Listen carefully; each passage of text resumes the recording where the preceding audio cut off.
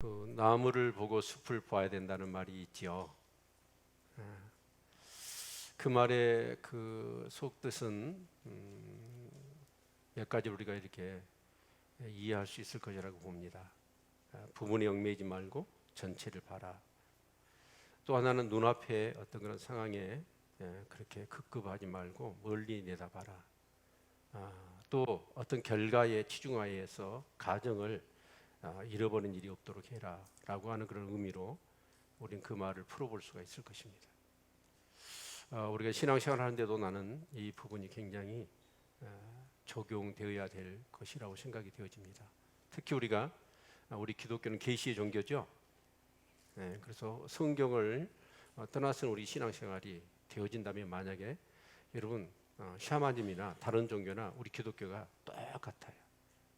그래서 이 성경은 너무나 우리가 신앙생활에 있어서 중요한 그런 요소라고 할 수가 있을 것입니다. 그런데 이 성경은요, 하나님께서 우리가 장르를 우리가 굳이 따진다면 역사서가 있고 시가서가 있고 예언서가 있습니다. 뭐 있다고요? 역사서, 시가서, 예언서 이렇게 있거든요. 근데 그럼 그 세 부류의 장르 중에서 뭐가 가장 중요할까요? 역사서입니다. 왜냐하면 하나님은 하나님의 언약이나 또 예언서나 시가서나 그런 지혜로운 하나님의 말씀들을 어디다 담아놨냐면 역사에다 담아놨거든요. 그래서 우리가 어느 섬에 보물이 숨겨놨다는 걸 알아요. 그래서 그 보물섬은 찾아가지만 진짜 중요한 건 뭐가 필요할까요? 보물지도가 필요하죠. 그러듯이 사실은 뭐냐면 이 성경에 그런 어떤 예언서나 하나님의 율법이나 그런 어떤 시가서나 그런 모든 영적인 지혜들이 다 이렇게 담겨져 있는데 역사에다가 담겨놨어요. 그래서 역사를 모르면 보물이 있다는 걸 아는데 지도가 없으면 보물을 찾을 수 없듯이 이 역사를 우리가 알지 못하면 이 하나님의 말씀의 이 진가를 우리가 깨닫거나 체험하거나 경험할 수가 없는 거예요.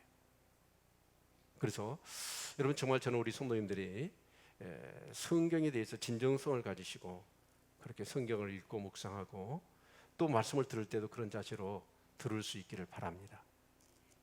아멘. 네. 그런데 저는 이제 우리가 이제 에스겔서를 지금 묵상할 거잖아요. 그럼 7월달, 8월달 두 달치를 거의 에스겔서를 다 묵상하고 또 48장이나 되어져요. 그럼 9월달도 맞나요? 에스겔서를 보나요? 그건 내가 잘 모르겠나 확인 안 해봐서 하여튼 두 달 동안 우리가 에스겔서를 묵상할 거거든요. 그런데 이렇게 묵상을 하면서 그런 어떤 진짜 에스겔이라는 사람이 어떤 사람이고 또 어떤 그런 집안의 사람이고 어떤 상황과 역사적인 어떤 그런 상황 속에서 이런 말씀들이 주어졌고 그래서 그런 말씀을 통해서 에스겔은 그 어떤 문제를 해결받았고 또 어떤 그런 답답하고 힘든 것들을 풀어내고 방향을 정하고 참 이런 것이 굉장히 궁금한 거예요. 궁금하죠? 에스겔은 누굴까? 어떤 사람일까? 아니 많은 사람들 중에서 왜 하필이면 에스겔에게 하나님이 그렇게 찾아오셔서 말씀하셨을까? 또 에스겔은 어떤 문제가 있었기에 그렇게 절규하듯 부르짖었는데 하나님이 찾아오셔서 말씀해 주셨고 그 말씀해 주실 때 에스겔은 그 말씀을 통해서 어떤 그런 위로를 받았고 힘을 얻었고 문제를 해결받았고 또 자기의 시대적인 사명을 감당했을까? 참 이런 부분들이 굉장히 궁금한 거예요. 그래서 여러분 그런 어떤 태도를 가지시고 이렇게 하나님의 말씀을 묵상하고 여러분 또 경청할 수 있기를 주의 이름으로 축원을 드립니다. 아멘. 그래서 제가 고민을 좀 했어요.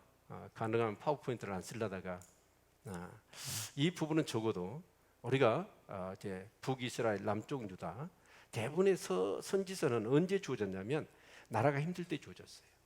그들이 죄를 범하고 하나님께 떠남으로 인해서 어려움이 왔을 때 하나님 선지자들을 통해서 너희들이 회개하고 돌이켜라 라고 하면서 이 말씀들을 주신 거거든요. 그러니까 대부분의 선지자들은 이스라엘, 북이스라엘과 남쪽 유다가 힘들고 어려울 때 그럴 때 활동을 이렇게 하게 되어진 것이죠. 그러니까 여러분 그 선지서의 내용을 17권이나 되는데 그 선지서를 우리가 바로 이해하기 위해서는 역사를 모르면 꽝이에요, 한마디로. 그래서 그 역사를 우리가 어쩔 수 없어요. 하나님의 이 모든 말씀은 어디다 담아놨냐면 역사 속에다 담아놨기 때문에 우리가 역사를 알지 못하면 하나님 말씀의 깊은 뜻을 알지 못해요.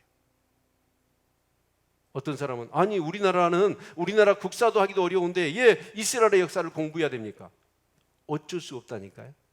하나님이 이 복음의 역사, 하나님의 나라의 역사, 구원의 비밀을 어디다 담아놨어요? 이스라엘의 역사에다 담아놨어요. 그러니까 우리는 이스라엘의 역사를 알아야 돼요. 아멘. 네. 그래서 적어도 이 6가지는 우리가 알아야 되겠다라고 하는 그런 부분들을 제가 이렇게 좀 적어봤습니다. 한번 보실까요? 네. 유다 말기의 역사적인 사건입니다. 그 첫 번째가 아수리의 세력과 멸망입니다. 네. 좀 유대 역사를 여기에 없는 내용을 좀 첨언을 한다면 그 히스기야 왕이 므낫세를 낳습니다. 그 므낫세가 암몬을 낳고 그리고 이제 이 히스기야의 아들이었던 므낫세가 52년 그리고 아몬이라는 왕이 5년 그러니까 도합 57년을 이스라엘을 지배합니다. 유대 땅을. 자 그런데 그 57년은 유대 역사에 잃어버린 세월입니다. 잃어버린 세월이라는 게 뭐죠? 우리 그러잖아요. 뭐 일본 잃어버린 20년 만회하려고 지금 난리를 치고 있잖아요. 이스라엘 역사에서는 있어서는 안 될 57년의 역사가 이스라엘에 있었던 거예요. 그게 누구냐? 므낫세하고 아몬이라는 왕이 뭘 했냐면 하나님을 떠나버렸어요. 하나님의 백성이 하나님을 떠나버린 거예요. 그리고 온갖 우상 숭배에 사로잡히게 되어진 것이죠. 그런데 그 아몬에게서 누가 태어나냐면 요시야라고 하는 태어납니다. 요시야라는 왕이. 근데 참 감사하게도 요시야는 뭐냐면 그 할아버지하고 아버지를 닮지 않았어요. 이 나라가 어떤 나라냐? 하나님 나라 백성이라는 사실을 알게 되고 종교개혁을 하게 되죠. 그래서 이제 요시야가 명령을 내립니다. 성전을 보수해라. 그런데 지금까지 예배를 한 번도 안 드린 거예요. 57년 동안 성전에서. 그러니까 성전이 어떻게 해요? 다 기둥이 썩어버렸고 문이 이제 주저앉아 버린 거예요. 그래서 예사를 이렇게 세워가지고 성전을 보수해라 명령을 내린 거예요. 그러니까 이제 제사장들이나 레인들이 가가지고 성전을 이렇게 보수해요. 보수하다 보니까 그 먼지 투성이 창고 구석에 뭐가 있냐면 여호와 율법책이 나온 거예요. 그러니까 성전에서 예배도 한 번도 안 드려버렸고 57년 동안 하나님 말씀도 잊기를 하는 거예요. 57년 동안. 그래서 그 율법책을 가지고 와서 이제 이스라엘 백성들이 모여가지고 그 율법책을 낭독했더니 이스라엘 백성이 탁 일어나서 말씀을 받는 거예요. 그러면서 종교개혁을 하게 됩니다. 이제 그러던 차에 무슨 문제가 생기냐면 아수르가 쇠락하고 이제 멸망하는 거예요. 자 그러면 여기 사진을 보시면 자 여기 이제 이 애굽이 있고 이쪽 신흥 바벨론이 있어요. 그리고 노란 부분이 아수르 제국입니다. 그런데 이 아수르 제국이 북이스라엘도 BC 720년에 함락시켜버리고 속국으로 삼아버렸잖아요. 그 유다도 그렇게 하려다가 결국은 이 아수르가 쇠락의 길을 가게 됩니다. 그러면 저런 엄청난 제국이 이제 진공 상태가 되어지는 것이죠. 그러니까 애굽도 그리고 바벨론도 어쩌냐면 저 아수르를 먹으려고 그래서 그 페르시아나 메소포타미아 지역에 뭔가 패권을 장악하려고 득달같이 애국과 그리고 이 바벨론이 저 아수르로 달라드는 거예요.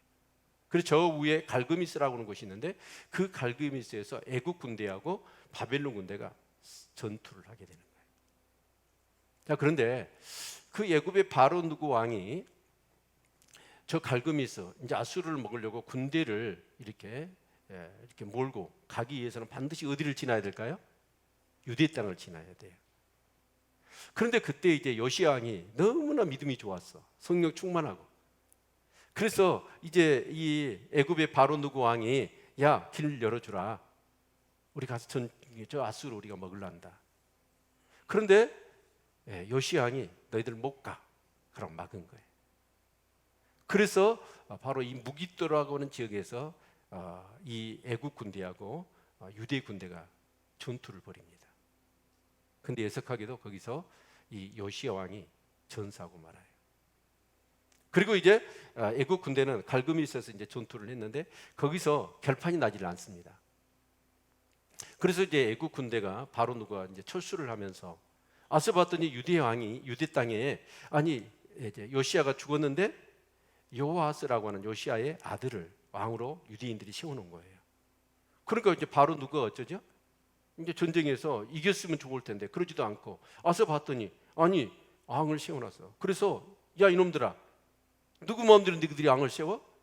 그리고 요아스를 잡아가 버립니다. 그리고 요아김이라고 하는 요시야의 아들이죠. 아들을 또 그러니까 요아스의 형제죠. 큰 아들입니다. 요아김을 왕으로 세워놔요. 그러면서 뭐라고 그랬을까요? 너 이제 정신 차려. 나한테 조공을 바쳐야 되고 내가 하라는 대로 해야 돼. 꼭두각시 왕을 세워놓은 거예요. 그러던 차에 이제 다시 그 아수르를 이해해서 이 바로누가 다시 군대를 이끌고 가서 다시 재차 이제 전투를 벌이게 되는 것이죠. 그런데 거기서 그만 애굽이 져버립니다. 그리고 아수르는 바벨론에 넘어가고 애굽은 이제 자기 애굽으로 이제 도망을 가버리고 이 애굽이 다스렸던 유대 땅을 이제 바벨론이 다스리기 시작한 거죠. 그게 뭐냐면 바로 애굽의 유다 통제입니다. 그게 이제 주전 609년입니다. 그리고 이제 거기서 이제 여호와김 왕을 세워서 이제 통제하기 시작했다는 것이죠. 근데 이제 갈그미스 2차 전투에서 이제 애굽이 져버립니다. 그러니까 애굽의 영향 아래 있었던 이 유대를 바빌론이 이제 먹게 되는 것이죠. 그러면서 이제 605년에 여호와김을 잡아가려다가 그냥 봐줘요. 그리고 너 정신 차려서 이제는 애굽이 아니다. 누구를 섬겨라? 바빌론 느부갓네살 나를 섬겨라. 조공을 잘 바쳐라. 라고 이렇게 엄포를 놓고 그냥 놔주고 그때 이제 1차로 좀 똘똘한 사람들, 지도자급에 해당되는 사람, 다니엘과 다니엘 씨의 친구, 지도자급에 해당되는 사람 포로로 끌고 가요. 예. 그런데 그 여호와김이라고 하는 이 왕이 아주 이렇게 욕심이 많아요. 그리고 완전히 패역한 짓을 해요. 그 하나님의 율법책을 면도칼로 다 찢어버립니다. 세상에 해도 그런 짓을 합니까? 그러면서 이제 이 유대 땅에는 옛날 우리 이제 구한말을 생각하시면 딱 맞아요. 동학혁명이 일어나잖아요. 동학혁명이 일어나니까 우리나라 강군이 동학혁명을 제압을 못합니다. 군인다운 군인이 없으니까. 그래서 러시아한테 도움을 요청하죠. 러시아 요청하니까 러시아 군대가 밀려온 거 아닙니까? 근데 일본이 영향력을 행사하다가 안 돼. 우리도 군대 파견할래. 그래가지고 여러분 일본 군대하고 러시아 군대가 우리나라에 싸운 거예요. 그게 러일 전쟁입니다. 이제 그런 문제가 생기니까 또 고종황제는 누구를 불러들입니까? 청나라를 불러들여요. 청나라를 불러오니까 일본이 또 어쩌죠? 안 돼. 우리도. 그래서 거기서 청일 전쟁이 우리나라에서 붙은 거예요. 그러듯이 지금 유대가 어쩌냐면 그런 상황인 거예요. 근데 여호와김 왕이 이제 그래도 지금 유대인이라는 나라는 어디하고 가깝냐면 바빌론이 인자 씌워진 나라고 애굽은 옛날부터 영향을 행사했기 때문에 친애굽 성향의 사람들이 더 많은 거예요. 그래서 우리가 예레미야서하고 에스겔서가 사역이 이렇게 겹칩니다. 예레미야는 예루살렘 땅에 남아서 하나님 말씀을 전했고 에스겔 선지자는 바벨론에 포로로 끌려가서 거기서 하나님 말씀을 전한 거예요. 그런데 여러분 예레미야가 하나님 말씀을 전합니다. 전할 때 뭐라고 얘기하죠? 자, 너희들은 죄를 지었어. 하나님을 너무 떠났어. 그래서 이제 바빌론이 너희들을 정복할 거다. 그리고 너희들 포로로 끌려갈 거다. 그래서 애굽을 의지하지 마. 그게 예레미야의 메시지였어요. 근데 애굽 사람들이 어떻게 합니까? 그 말을 안 들어요. 나라가 망하기는 뭐가 망해? 그러면서 든든한 애굽이 있지 않아. 우리를 봐줄 건데. 그러면서 애굽 성향이 되어지는 거예요. 그래서 여호와김이 뭐가냐면 바벨론을 등지고 친 애굽 성향으로 흘러가 버리죠. 그래서 느부갓네살은 괘씸하잖아요. 그래서 그 주변에 있었던 사령관들급을 해가지고 군대를 모아가지고 유다를 치게 되지요. 그러면서 거기서 여호와김을 죽입니다. 그리고 그 동생이었던 여호와긴을 왕으로 세우게 되죠. 그러면서 이제 이제 그런 상황이 되어졌는데 이 여호와긴 왕도 나중에 어떻게 하냐면 아니 바빌론을 배반하고 애굽으로 붙은 거예요. 그러니까 그 왕 밑에가, 그 당시에 왕은 힘이 없었어요. 그래서 그 밑에 어떤 그런 이 정치 세력들이 자꾸 애굽으로 가다가니까 그렇게 쏠렸던 것이죠. 그러자 느부갓네살은 다시 군대를 파견합니다. 그리고 2차로 유대 땅을 정벌하게 되죠. 그러면서 여호와긴을 포로로 잡아가면서 그때 에스겔을 포로로 잡아가는 거예요. 네. 나라는 망하지 않았습니다. 그 여호와긴이 나중에 누가 되죠? 에레미야서를 보니까 여호와긴 후손 중에 스룹바벨이 그 바벨론 땅에서 태어나게 되죠. 그리고 그 스룹바벨이 누구예요? 다윗의 혈통을 이어받은. 그래서 이제 포로기 안에 돌아가지고 스룹바벨 성전을 세우는 사람이 되죠. 그렇죠? 네. 아무튼 이렇게 해서 2차. 그런데 그래서 이제 여호와긴을 잡아가고 그 동생이었던 시드기야를 다시 왕으로 세워요. 시드기야를. 근데 이제 이 시드기야가 근 한 12년인가 다스립니다. 근데 이 시드기야도 역시나 바벨론이 아니에요. 자꾸 애굽으로 붙으려고 하는 거예요. 그래서 이제 군대를 동원해 가지고 예루살렘을 파괴해 버리고 성전을 무너뜨리고 그리고 유대를 몰락해 가지고 BC 586년에 유대인들을 웬만한 사람을 다 포로로 바벨론으로 끌고 가는 거예요. 자, 그러면 좀 이해가 되시나요? 네. 이해되시고 집에 가서 여러분이 스스로 이 부분을 찾아서 공부를 하셔야 돼요. 그래야 여러분 것이 됩니다. 오늘 들어갖고는 간에 기별도 안 가고 금방 어디로 사라져 버릴걸요. 네. 그래서 저기 이 지도를 다시 한번 보죠. 네, 이 지도를 보시면 자, 유대 땅 예루살렘이 있습니다. 그러면 그 메소포타미아 지역의 초승달 지역이에요. 초승달 지역으로 이동 경로가 그렇게 됩니다. 그래서 저기 하란 땅을 지나서 저기 바벨론으로 보면 거기 유프라테스 강 밑에, 그렇죠? 거기에 텔아비브 있죠? 텔아비브. 거가 뭐냐면 그발강이라는 곳이에요.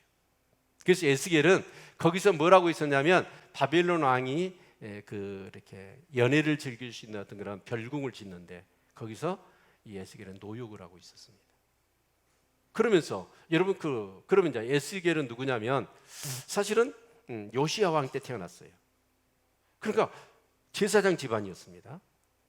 에스겔은. 그리고 그 3장 이후로 보면 이 에스겔한테 그 포로로 끌려갔던 유대인들이 자꾸 뭔가 궁금한 거 있으면 물으러 와요. 그러니까 그 집안이 그 부시 아들인데 그 부시라는 제사장이 영향력이 있었어요.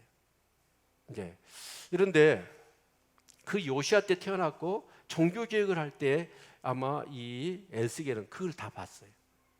그러면서 유력한 제사장의 집안이니까 얼마나 신앙으로 잘 훈련을 했겠습니까?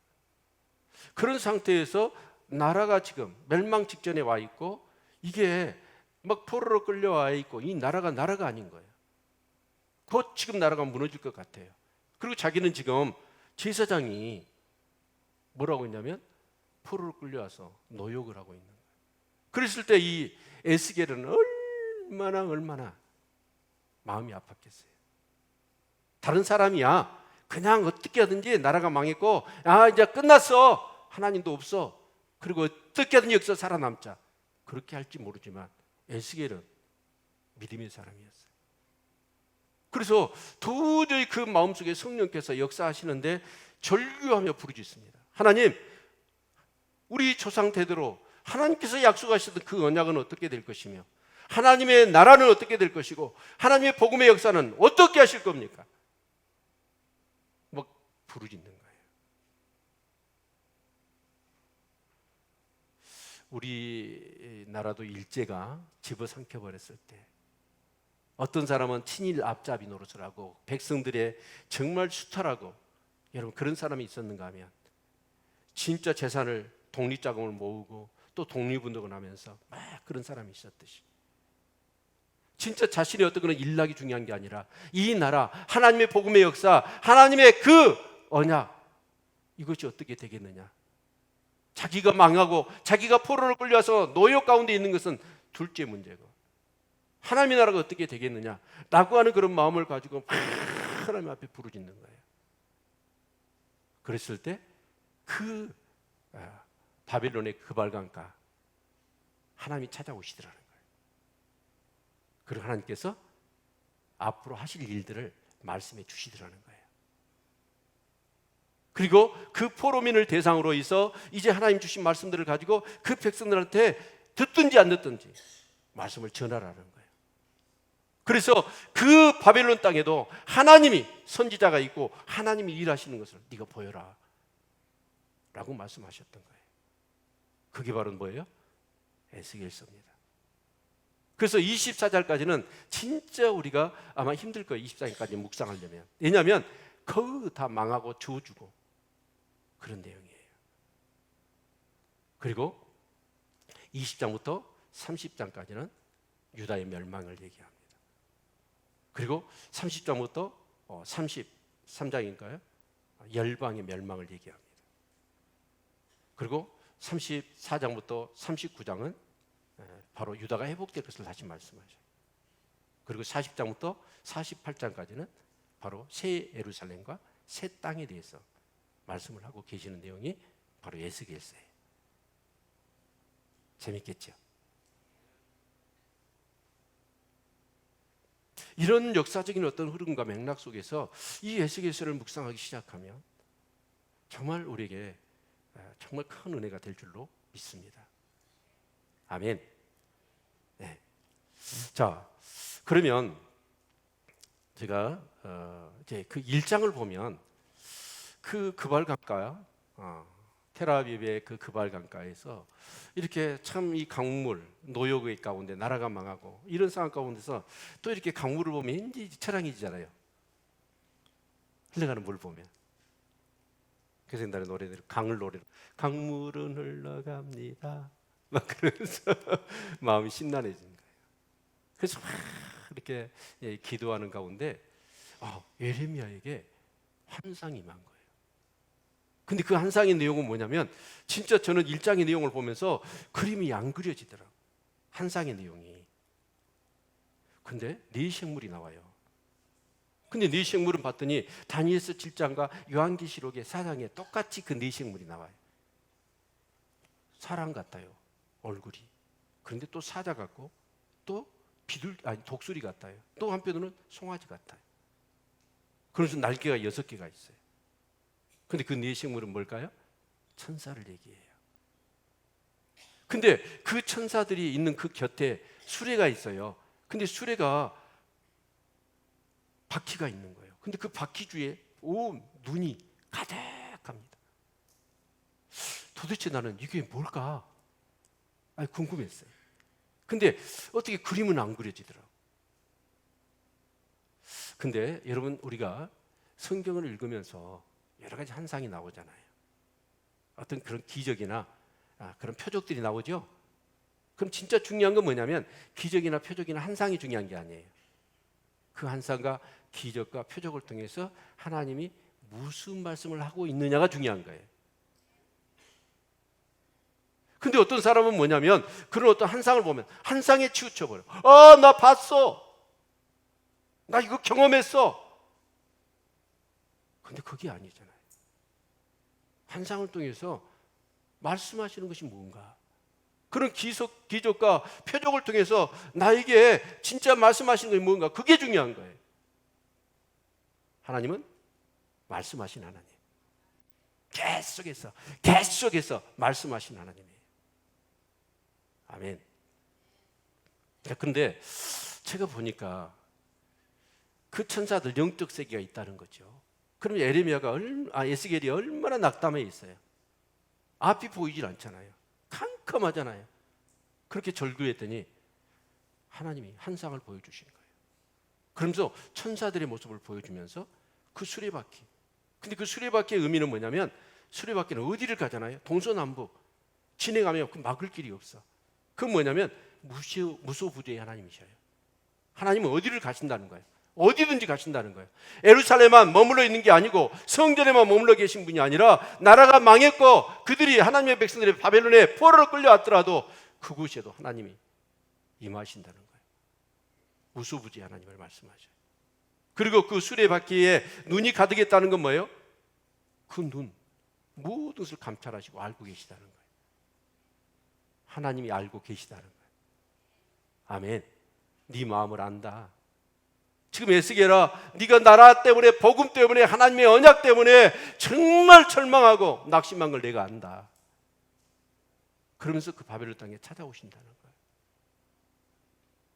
하나님은 우리가 힘들고 어려울 때 우리를 찾아오십니다. 그리고 모든 것을 아십니다. 그리고 우리를 도우신 분이에요. 이 믿음을 가지실 수 있기를 축원합니다. 아멘. 그래서 이 에스겔 선지자가 그런 환상과 그런 어떤 또 궁창이 나오잖아요. 그 하나님의 영광스러움을 보여주신 거예요. 근데 그 영광스러움을 우리 인간의 육으로는 다 파악을 못해요. 그냥 영광의 빛만 본 거예요. 그래서 그렇게 뭐라고 얘기하죠? 남보석으로 표현을 한 거예요. 우리는 하나님의 영상을 볼 수가 없어요. 그래서 어떤 영광의 강체만을, 그래서 이제 에스겔은 어쩌냐, 그 영광을 보게 되니까 거기에 납작 엎드리는 거예요. 경외감이 든 거죠. 그저께인가 VIP가 목포 온지 아시죠? 모르세요? 네. 근데 어디로 오셨냐면 유달 경기장에 헬리콥터 타고 오셨대.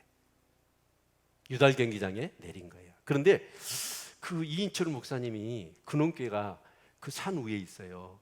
그리고 거기서 내려다보면 유달 경기장이 다 보여. 그리고 3일 전부터 경찰들이 그 일대를, 산 위를 샅샅이 뒤지더래요. 왜냐하면 그 유달 경기장에 내려다 보인 것은 그 산밖에 없어. 거기서 온다는 것을 알고 저격을 해버리면 끝나버리잖아요. 그래서 막 경찰들이 이잡들이 다 뒤지더래. 그리고 이제 경찰들이 쫙 깔려버린 거예요. 누가 오니까? VIP가 오니까. 저는 이게 뭐냐면 진짜 이제 하나님의 영광이 나타나기 전에 천사들이 나타나고 막 그런 환상이 보인 거예요. 그때 에스겔은 어때요? 진짜 그 하나님의 영광과 그 경외심 가운데 그냥 땅에 엎드리는 거예요.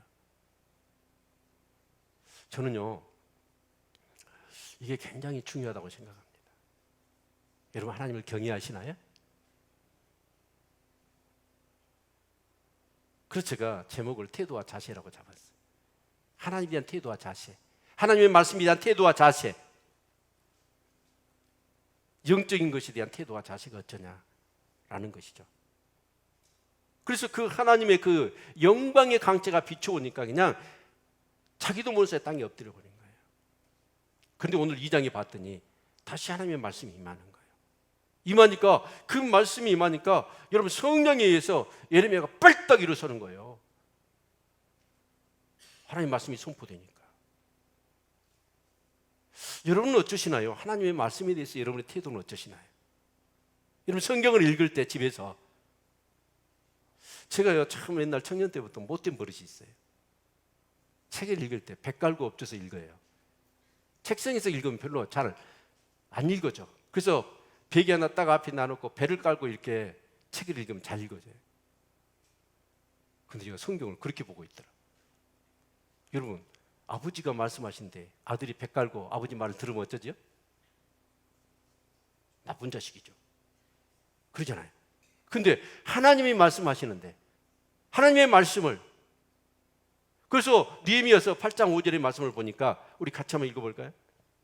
느헤미야서 8장 5절.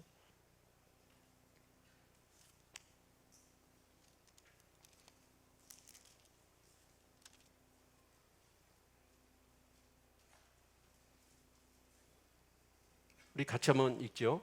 시작. 학사 에스라가 모든 백성이 서서 저희 목전에 책을 펴니 책을 펼 때 모든 백성이 일어서니라. 에스라가 강대하신 하나님 여호와를 송축하며 모든 백성이 손을 들고 아멘 아멘 응답하고 몸을 굽히 얼굴을 땅에 대고 여호와께 경배하였느니라. 아멘. 아니, 이 말씀을 보면서 내가 이런 생각이 나. 우리 교회도 그래야 되겠다. 제가 이제 이렇게 딱 기도하고 성경 봉독합시다 그래서 성경책을 딱 펴잖아요. 그럼 성도들이 다 일어나는 거예요. 유대인들은 그랬어요. 실제로 말씀이 선포되면 그 말씀을 어떻게 건방지게 앉아서 들어요. 그래서 다 일어난 거예요. 그리고 아멘 아멘 그러고 앉는 거예요, 자리에. 좋겠죠? 네? 이 하나님의 말씀에 대한 그 태도는 이게 굉장히 중요한 거예요. 제가요 터키 선교를 갔는데 선교사님이 그런 거예요. 현지인 선교사. 그러니까 이렇게 우리 한국 선교사님이 가서 터키인을 이렇게 전도를 했어. 그리고 그 사람을 훈련시켜 가지고 목사로 세운. 그분이 교회를 개척해 가지고 이제 교인들을 이렇게 데려오는데, 그 이슬람은 어쩌냐면 이슬람에서 다른 종교로 개종을 하잖아요. 그러면 죽여버려도 형법상의 문제가 되질 않아요. 그러니까 개종을 하는 것은 목숨을 걸고 하는 거예요. 그런데 그렇게 해서 기독교를 개종을 했어. 그러니까 수년간의 피눈물 나는 기도와 복음을 전했겠죠.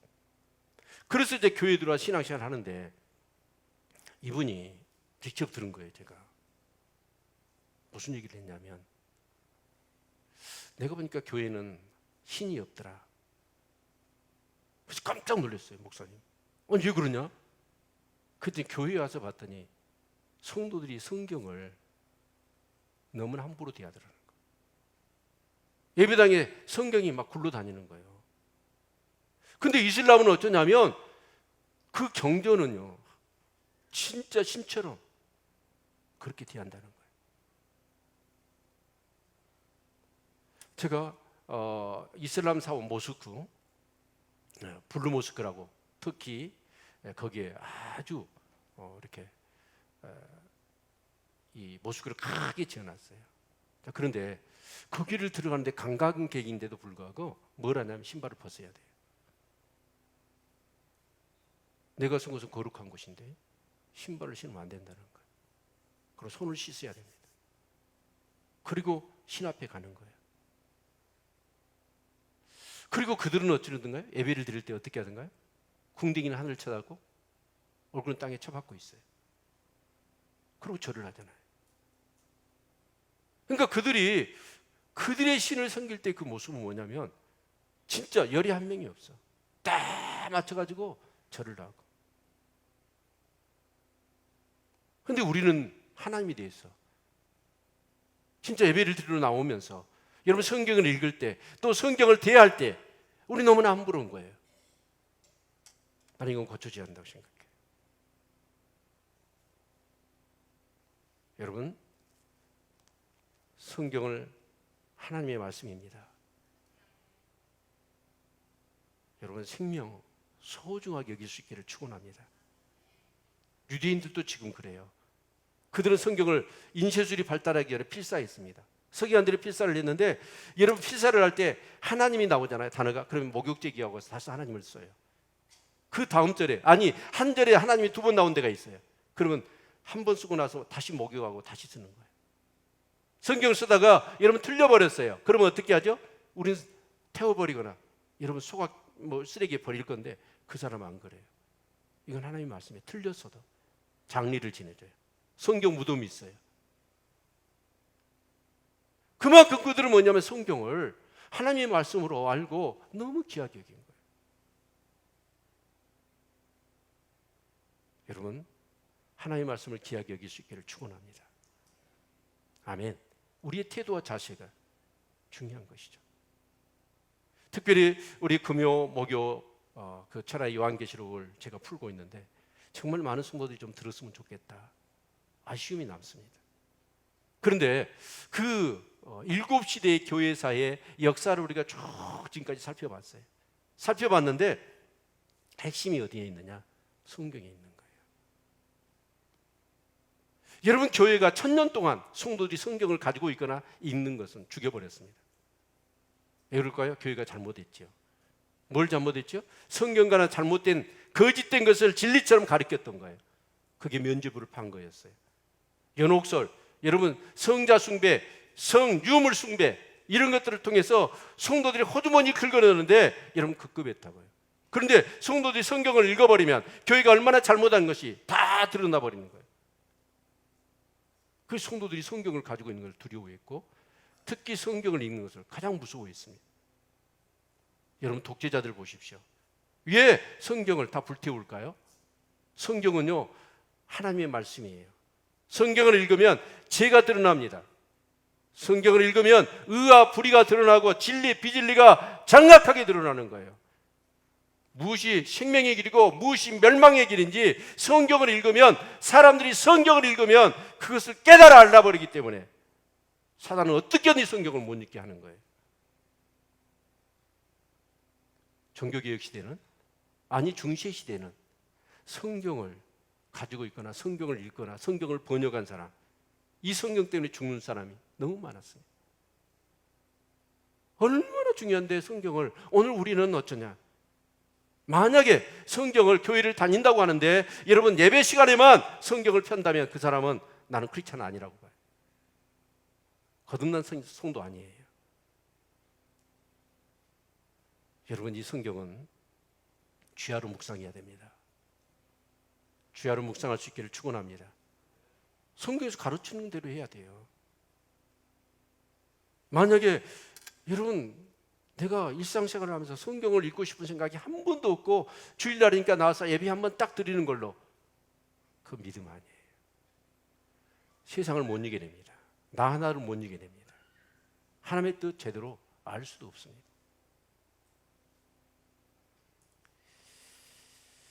특히 여러분 성경을 읽을 때나 설교 말씀을 들을 때도 마찬가지예요. 제발 여러분 주일날은 최적의 하나님을 만나고 하나님의 말씀을 들을 수 있는 컨디션을 유지해서 오시기를 바랍니다. 그래서 토요일날 일찍 자셔야 돼요. 설교 시간에 여러분 존다거나 아니면 설교 시간에 눈을 감고, 나는 처음에는 그랬어요. 얼마나 말씀을 깊이 들으려고 막 눈을 감고 그런 줄 알았더니 아니더라고. 조는 거더라고. 여러분 경청이란 말 아시죠? 경청할 때 들을 청자를 보시면 들을 청자에 기자가 있습니다. 눈목자가 있습니다. 마음심이 있습니다. 듣는 것은 뭐냐면 여러분 귀로 듣는 게 아니에요. 눈으로도 듣고 마음으로도 들어야 돼요. 하나님의 말씀을. 여러분 일주일에 한 번 예배드린 사람이 말씀을 안 들으면 여러분 어떻게 영적인 생활을 합니까? 그래서 여러분 정말 이 듣는 태도와 자세, 예배에 참석하는 태도와 자세, 이것만 고쳐도요 제가 볼 때는 진짜 우리 신앙생활에 큰 그런 변화가 있을 줄로 믿습니다.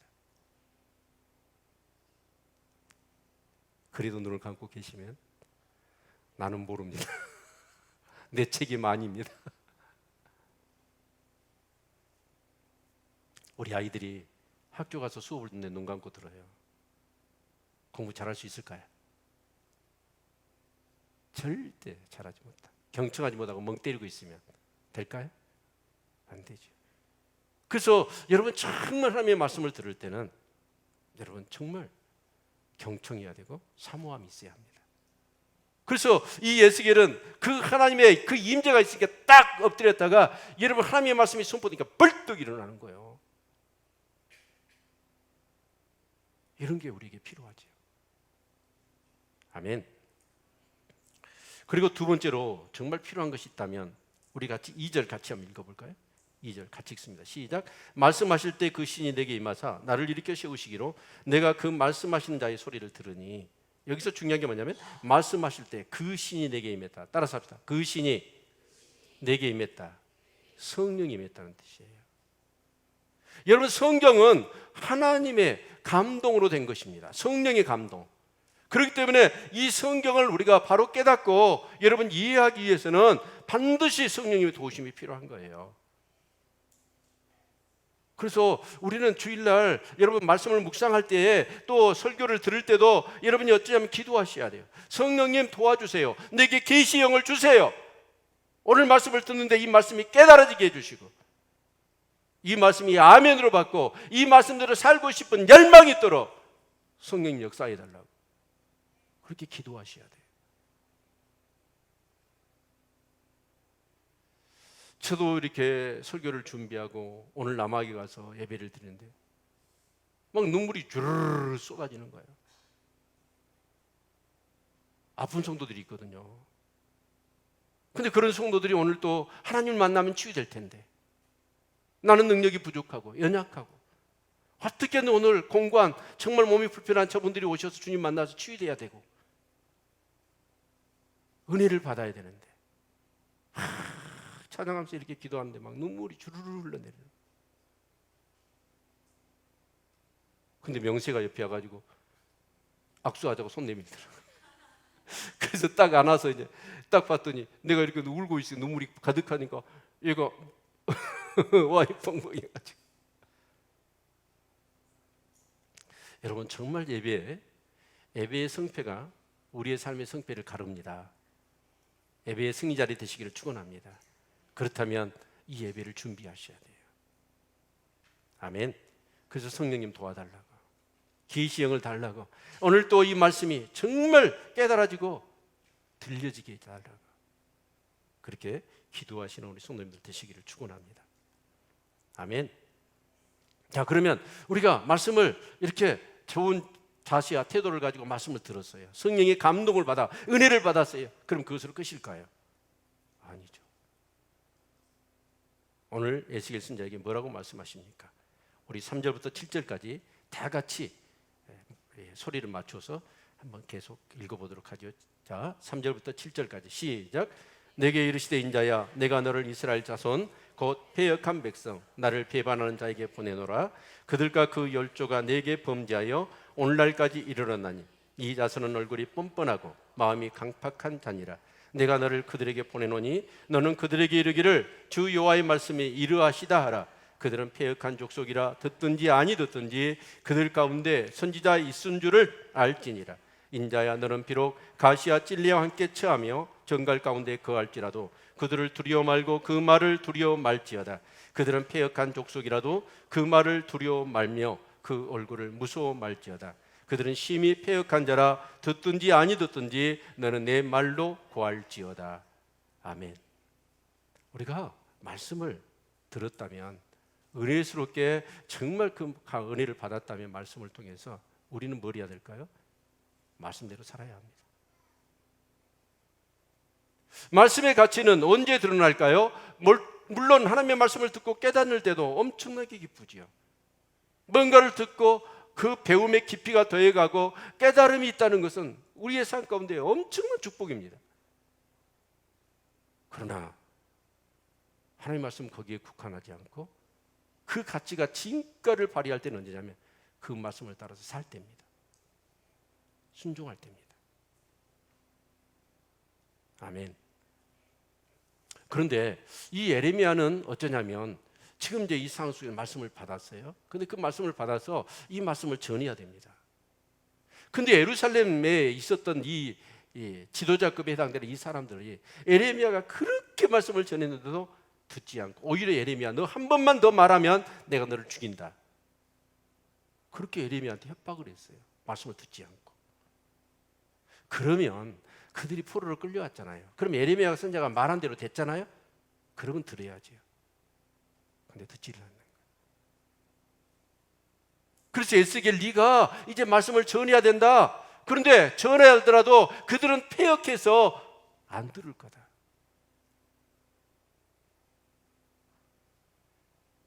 심지어는 뭐죠? 가시와 찔레와 정갈처럼 너를 쏠 거다, 너를 물 거다. 그러더라도 듣든지 안 듣든지 너는 말씀을 전해라. 이건 결코 쉬운 일이 아니죠. 여러분, 그 하나님께서는 그곳에도 선지자가 있다는 것을 알게 해야 된다는 거예요. 그 말은 무엇입니까? 그 바벨론 땅에도 하나님이 일하고 계시고 말씀하고 계시다는 것을 네가 보여라. 그 얘기잖아요. 저와 여러분은 마찬가지예요. 오늘 이 시간을 우리가 세상 사람과 같이 섞여 살면서 우리는 뭘 해야 될까요? 하나님의 복음을 전해야 될 줄로 믿습니다. 하나님의 복음을 전해야 돼요. 하나님이 살아계시다는 것을 보여야 되고, 아직도 하나님을 믿는 사람이, 복음의 열정을 가지고 있는 사람들이 있다는 것을 우리 주위 사람들에게 보이라는 거예요. 아멘. 정말 말씀을 듣고 깨닫는 거하고 말씀을 듣고 행하고 말씀을 전하는 삶은 또 다릅니다. 오늘 이 시대가요. 제가 그 요한계시록 말씀을 전하면서 그 마지막 시대 교회의 유형. 그런데 그 라오디게아 교회에 이렇게 말씀을 하시면서 너희가 차든지 덥든지 해라. 근데 너희들이 미지근하니까 네 행위를 내가 아는데 내가 토할 것 같다. 아니, 저는 그 말씀을 보면서 처음에는 이런 생각을 했어요. 그래도 세상 사람들 자기 욕심에 세상에 죄지면서 살아가는 사람보다는 그래도 어떻게 하든지 교회에 나와서 하나님 말씀대로 살려고 하는 그 사람들이 훌륭하지 않습니까? 그러면 토한다니요. 그런데요, 그 말씀을 깊이 생각해 봤더니 어떤 생각이 드냐면 오히려 세상 믿지 않는 사람, 세상 마음대로 사는 사람, 그 사람 포기했는지도 몰라요. 그런데 오히려 그런 사람이 차다고 표현할 때 그 사람들이 복음을 전하면 그 사람 돌아올 기회라도 있다는 거예요. 그런데 미적지간 사람들, 이런 사람들은 아무리 하나님의 말씀해도 듣지를 않아요. 변화가 없어요. 그러면서 나는 부자라 부유한 자라 부족함이 없다 라고 얘기를 하는 거예요. 근데 주님이 보실 때는 너무나 가난하거든요. 공고하거든요. 눈이 멀었거든요. 벌거벗은 수치가 가득하거든요. 근데 착각하고 있는 거예요. 오늘 현대 교인들이 다 착각하고 있습니다. 교회 다니고 세례받고 교회 다니면 다 구원받는 줄 생각한다는 거예요. 천국 갈 수 있다고 생각한다는 거예요. 근데 주님이 보실 때는 토하고 싶은데요. 여러분, 어떤 사람을 만나면 여러분 구토가 나옵니까? 예?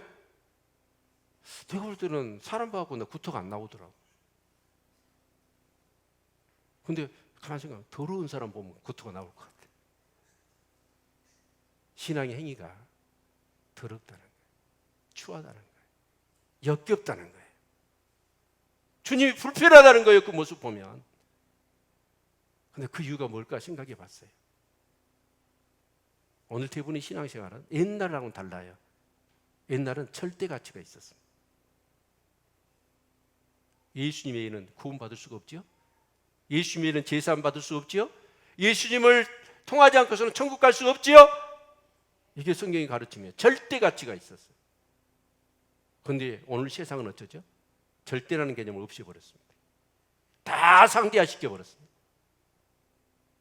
옛날에는 근원이 하나였어요. 근데 지금은 다원화 시켜버렸습니다. 이런 과학과 문명을 통해서 이런 어떤 그런 혼합주의,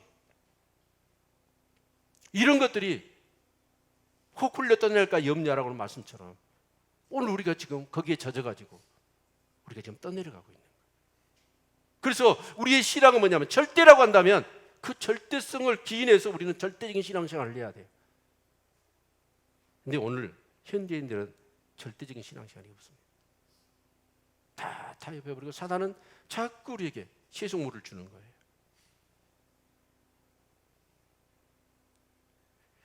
여러분, 예수 믿고요 천국 가셔야죠. 예수를 믿었는데 여러분 교회 신앙생활은 열심히 했는데 천국 못 가면 뭐합니까?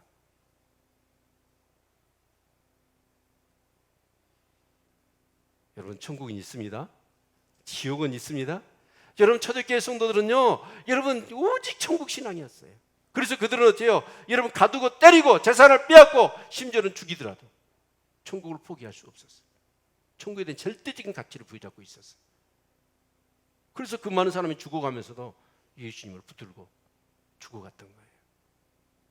정말 오늘 우리가 주님을 섬기면서 그 신앙이 있느냐는 거예요.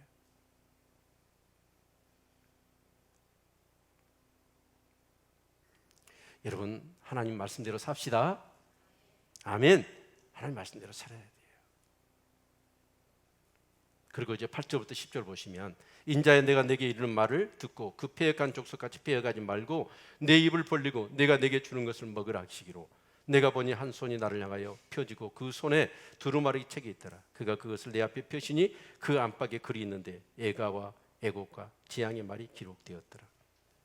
근데요 사실 이 들은 말씀을 에스겔이 이제 그 바벨론의 포로로 끌려왔던 사람들에게 말씀을 전하는 건 그 내용이요 진짜 전하기 어려운 내용이었어요. 왜냐하면 애가와 애곡과 재앙의 내용이에요. 여러분, 복 받아라. 예수 믿으면 이제 너희들 하나님 복을 주실 거야. 그러면서 그런 메시지라면 온 없이 하지요. 근데 전부 다 절망과 슬픔과 망하고 그런 내용만 전하라는 거예요. 근데 그 메시지를 전하기가 쉽지 않죠. 근데요, 이 에스겔 선지자가 3장에 보니까 우리 3절을 같이 읽어볼까요? 3장 3절 같이 읽죠. 시작. 내게 이르시되 인자야 내가 내게 주는 이 두루마리로 내 배에 넣으며 내 창자에 채우라 하시게 내가 먹으니 그것이 내 입에서 달기가 꿀을 같더라. 애가와 애곡과 재앙의 메시지인데 그걸 먹는데 배에다 넣고 창자에다 넣었더니 그 맛이 꿀 같대요. 어떻게 그럴 수 있을까? 에스겔은 정말 하나님의 나라를 가슴에 품고 있는 사람이었어요. 그렇죠? 그래서 이 하나님의 말씀 두루마리를 쭉 해서 그 두루마리를 다 집에다가 그냥 삼켜버린 거예요. 그랬더니 그 맛이 그렇게 꿀보다 닿다. 아마 그 메시지에 아까 숲과 나무를 같이 보라고 하듯이 이 두루마리의 내용들을 다 읽어보니까 이게 너무너무나 사랑이고 은혜고 축복이에요. 결국은 그들이 범죄해서 나라가 망하고 포로로 끌려왔지만 하나님이 그들을 다시 회복시키실 거라는 거예요. 아멘. 네. 정말 그런 말씀을 이 에스겔 선지자가 그 말씀을 이렇게 먹었더니 그렇게 달다라는 것이죠. 여러분, 저는 이런 생각이 들어집니다. 여러분, 하나님의 말씀을 먹는 게 꿀보다 다십니까? 어찌 아멘이 하다가 마십니까? 꿀보다 다신가요? 네. 여러분, 이 옛날 유대 땅에 우리 옛날 어린 시절에 그랬어요. 진짜 집에서 좀 단 것을 먹고 싶은데 단 걸 먹을 수가 없었죠. 그래서 여름철에는 가가지고 옥수수 꺾어서 막 씹으면 그때 단물이 좀 나오죠. 그 애는 없었어요. 뭐 돈 좀 달라고 하면 돈은 거의 없습니다. 소풍 갈 때에는 세뱃돈 애는 없어요. 그래서 막 단 것이 먹고 싶으면 뭘 했죠? 우리 밥그릇에다가 냉수 퍼다가 사카린을 몇 개 넣어요. 막 젖어가지고 그거 막 꿀꺽하고 마시면 그렇게 탔어요. 요즘 애들 그거 먹으라면 기겁할걸요. 근데 교회만 가면 뭘 했냐면 성경 요절을 예약갖고 오잖아요. 그럼 사탕을 줬어. 그럼 심리오다 막 그거 빨면 심리까지 가는 그런 사탕을 이만한 걸 줬다고요. 그러면 막 이제 아침부터 애우는 거예요. 그래가지고 딱 요절을 내면 선생님이 사탕을 하나 줘. 그건 먹으려고. 근데 유대 땅에도 그랬는가 봐. 성경 요절을 외우면 그때는 사탕이 없으니까 뭐냐면 이 밀가루 가자를 만들어갖고 송이꿀을 거기다 듬뿍 발라주는 거예요. 그러니까 얘들이 뭐냐면 어린 시절에 그 말씀이 가치가 뭔지 알겠어요? 그냥 애우려고 암송하려고. 그러면 가서 이렇게 애우면 선생님이 그냥 가자에다 송이꿀을 듬뿍 발라갖고 주면 그거 먹으면 그렇게 탔어. 근데 얘가 나중에 커가지고 그 말씀이 암기돼 있잖아요. 암기된 말씀대로 살아봤더니 우와, 이 말씀의 맛이 어렸을 때 먹었던 송이꿀보다 더 달더라는 거예요. 이런 역사가 있기를 축원합니다. 말씀대로 살아봤더니 말씀의 달기가 그렇게 달더라는 거예요. 그래서 여러분, 정말 우리가 살아가면서 그래야 돼요. 이제는 뭐 TV 보고 뭐 하고 하는 것보다도 나이 들수록 이제 하나님 말씀을 펴놓고 그 말씀을 읽으면 그렇게 연애편 읽듯이 주의 사랑과 중혈과 은혜가 내 삶에 지나온 모든 것들이 주마등처럼 스쳐가면서 하나님이 그렇게 하셨구나, 하나님이 그렇게 역사하셨구나, 감탄사가 나와야 돼. 저는 그렇게 살려고 해요. 아멘. 말씀을 보면 내 과거가 보입니다. 내 현재가 보이고 내 미래가 보여요. 말씀을 보면. 근데 에스겔 선지자가 그 말씀을 받아 먹었어요. 진짜요. 말씀을요, 여러분 듣는 걸로 끝나면 안 돼요. 말씀을 먹어버려야 돼요. 살이 되고 피가 되어야 돼요. 오늘 문제가 뭐냐면 하나님의 말씀을 듣는 걸로 끝난다는 거예요. 왜냐하면 그 말씀을 듣는 것을 끝나니까 말씀의 가치를 몰라요. 근데 말씀을 먹어서 소화가 되고 내 살이 되고 뼈가 되어버려야 돼요. 그 뭐냐면 이 하나님의 성경적인 가치관과 세계관과 성경적인 의식이 내 뼛속까지 들어가 있어야 된다는 거예요. 그렇게 살면 세상에 염려할 게 뭐가 있겠어요? 두려울 게 뭐가 있겠어요? 옛날에 그 고시 공부한 그 선배들 무용담을 들어보면 그 엑서사이즈, 그 에센스, 이만한 동화에서 나오는 영어 사전 있죠? 그걸 다 외워가지고 예굴 때는 그걸 뜯어가지고 먹어봤다고 하더라고. 고시 패스하려고 통째로 사전을 외워가지고 외우면 한 장 두둑 뜯어가지고 삼켜서 먹어버렸대. 그렇게 독한 마음으로 공부를 했대요. 그러니까 고스페이스를 하더라는 거예요. 근데 이 성경은 뭐예요? 이 땅에서 승리하는 비법, 복받는 비결, 그리고 죽어서도 천국 가는 거, 이게 있는데 이 하나님의 말씀 먹어버려야지. 아멘. 그렇게 말씀을 사모하시라는 거예요. 제 설교는요 주일날만 하지 않습니다. 메모방에 보면 매일 저는 설교 한 편을 넣고 있습니다. 정말 에스겔서 7장 7월달 8월달 이 무더운 여름 날씨 가운데 우리가 이 말씀, 저는 그래요. 히스기야 말씀, 히브리서 말씀을 통해서도 그렇고 모든 성경을 말씀을 묵상할 때마다 그 성경의 중요한 제가 은혜 받았던 말씀들이 내 신비에 새겨져요. 그래서 기도할 때마다 그 내용들이 다 나와요. 너무 좋은 거예요, 기도할 때. 그리고 그렇게 기도하다 보니까 내 삶이, 내 성향이 그렇게 만들어져 가. 이 재미, 송이꿀보다 단 하나님의 말씀에 삶이 되시기를 축원합니다. 끝으로 에스겔 선지자가 그 바벨론에 포로를 끌려하는 그 포로민들한테 이 메시지를 전하는 거예요. 결과가 어떻게 됐죠? 70년 만에 돌아옵니다. 다니엘 같은 사람 믿음을 저버리지 않습니다. 왜 그럴까요? 이 에스겔 선지자가 계속해서 그곳에서 하나님 말씀을 전했기 때문에.